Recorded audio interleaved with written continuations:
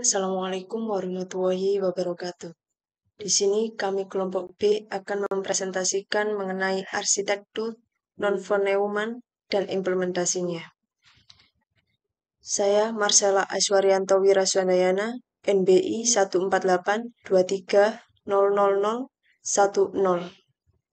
akan mempresentasikan mengenai pendahuluan, apakah itu arsitektur non-von-Neumann, NVNA, dan solusi penjelasan terkait NVNA yang menawarkan solusi. Pertama, pendahuluan. Arsitektur non-von-Neumann atau NVNA. Arsitektur non-von-Neumann mencoba untuk mengubah paradigma yang ada dengan menawarkan pendekatan yang lebih adaptif dan fleksibel. Arsitektur ini sering menggunakan struktur yang lebih terdistribusi, paralel, dan adaptif, seperti SIMD dan arsitektur neuromorfik yang terinspirasi dari otak manusia. Penerapan arsitektur non-von-Neumann telah membawa kemajuan signifikan dalam berbagai bidang teknologi, termasuk komputasi paralel, kecerdasan buatan, dan pemrosesan data besar. Sehingga ini memungkinkan sistem untuk menangani tugas yang lebih kompleks dengan efisiensi yang lebih besar daripada model von Neumann. Meskipun non-von Neumann menjanjikan kemajuan yang signifikan, ada beberapa tantangan yang harus diatasi, seperti kompleksitas implementasi dan pengembangan algoritma yang sesuai.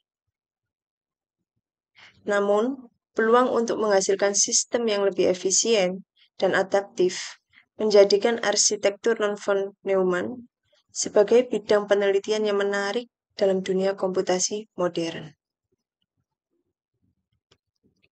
Yang kedua, solusi. NVNA menawarkan solusi dalam komputasi modern. Arsitektur non-von Neumann atau NVNA menawarkan solusi untuk beberapa masalah, seperti bottleneck von Neumann dan masalah skalabilitas, dengan membawa paradigma komputasi baru yang berbeda dari arsitektur von Neumann tradisional. NVNA menawarkan solusi.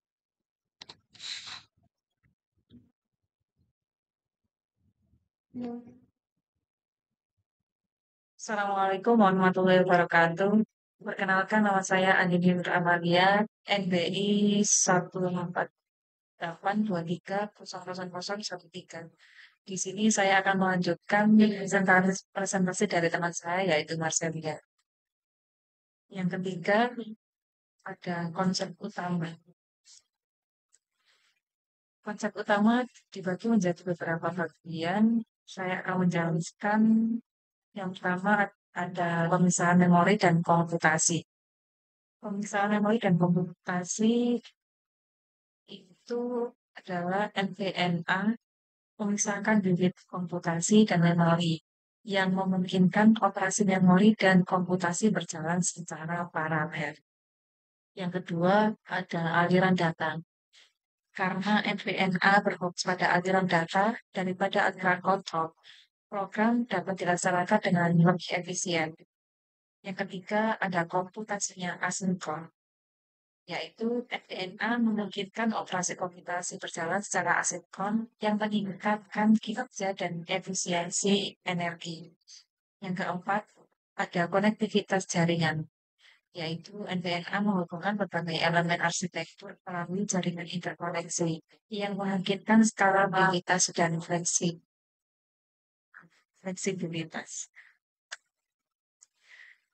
Yang keempat, saya akan menjelaskan implementasi.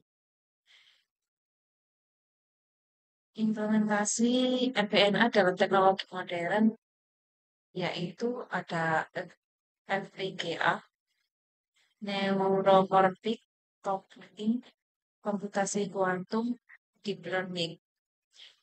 Yang pertama, saya akan menjelaskan FPGA.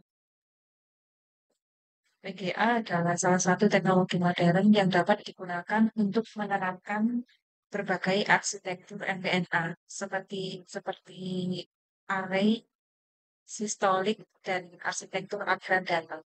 Yang kedua ada neuromorphic computing karena kemampuan untuk meniru struktur dan fungsi otak manusia, NPNA cocok untuk komputasi neuromorphic.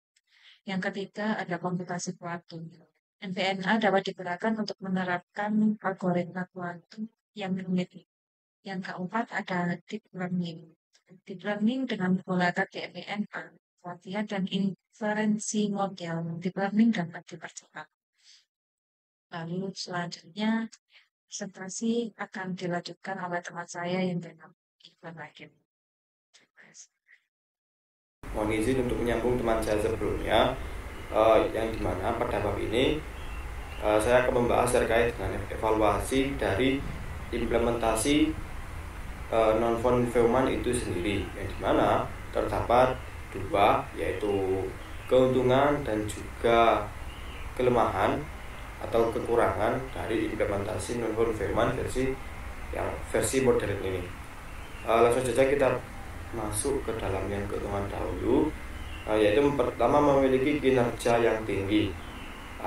Non-von Neumann ini dapat mencapai kinerja yang lebih baik untuk aplikasi tertentu dan juga memiliki efisiensi energi yang cukup baik karena NVNA ini dapat menggunakan lebih sedikit energi daripada arsitektur yang versi tradisional. Lalu yang kedua adalah skalabilitas. Dari segi skalabilitas, non-von Neumann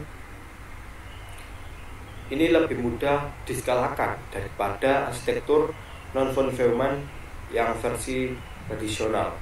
Lalu yang ketiga ada fleksibilitas, yang dimana non-von Neumann dapat diatur untuk memenuhi berbagai tujuan dari arsitektur itu sendiri. Lalu yang kedua kita menuju kepada bagian kekurangan dari implementasi non-von Neumann. Jadi setelah kita membahas kelebihannya, ada juga kelemahannya nanti. Ada juga kelemahannya seperti dari kompleksitas. Nah, non-von Neumann ini cenderung lebih sulit untuk dirancang dan digunakan daripada yang versi tradisional. Lalu ada poin kedua, ada dari segi pemrograman. Untuk memprogram non-von Neumann mungkin bisa jadi lebih sulit daripada memprogram yang versi tradisionalnya. Lalu ada poin ketiga yaitu maturitas. Nah, non-von Neumann ini masih dalam tahapan pengembangan dan belum mencapai tingkat yang sama dengan desain tradisional non-von Neumann yang versi tradisional. Itu tadi adalah kelebihan dan juga kekurangan dari implementasi non-von Neumann. Selanjutnya kita akan masuk ke bab ke-6 yaitu kesimpulan. Nah, kesimpulan dari presentasi kami yaitu dalam menjalankan arsitektur non-von Neumann dan implementasinya.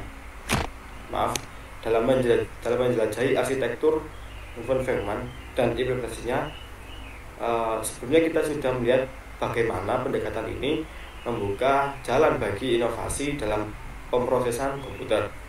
Nah, meskipun perkembangannya masih baru, non-von Neumann ini dapat meningkatkan skalabilitas, efisiensi energi, kinerja, dan fleksibilitas bagi komputer. Nah, berikut adalah daftar pustaka yang kami gunakan selama kami melakukan penelitian. Kami ucapkan terima kasih kepada pihak yang telah berkontribusi dalam penelitian ini. Terima kasih juga kepada dosen pengampu dan juga rekan-rekan penelitian dan semua sumber yang telah kami gunakan untuk mencari inspirasi dan referensi. Mungkin sekian dari kami, dari kelompok kami. Saya akhiri. Wassalamualaikum warahmatullahi wabarakatuh.